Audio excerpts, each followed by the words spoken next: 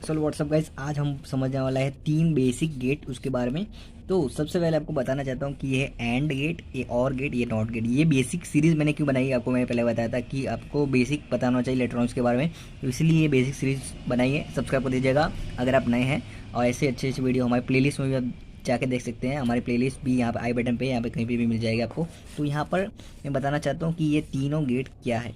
ये है basic gate, जो तीनों से ही सारे गेट जो नए नए बनते हैं वो तीनों से ही बनते हैं।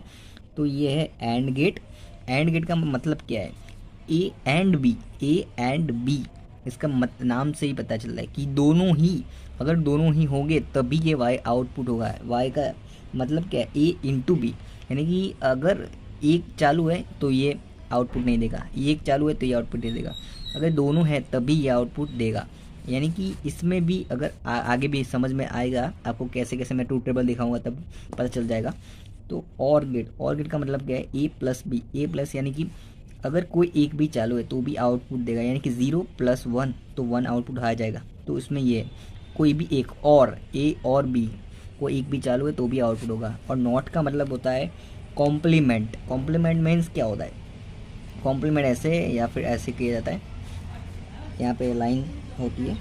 कॉम्प्लीमेंट का मतलब क्या होता है कि अगर मैं यहाँ पर 0 दूंगा तो यहाँ पे 1 आएगा, यहाँ पे 1 दूंगा तो यहाँ पे 0 होगा, यानी कि उल्टा, यानी कि बाइनरी में 0 और 1 ही होता है। तो यहाँ पे 0 होगा, यहाँ पे 1 आएगा, यहाँ पे 1 दूंगा, यहाँ पे 0 आएगा।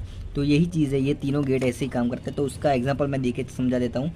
अगर एंड की बात करें, एंड का एग्जाम्पल दूँ तो सबसे पहले 1 × 1, यानी कि दोनों में ही ऑन है तभी ये ए एंड टू बी, तभी ये आउटपुट ये वाई में ये देगा।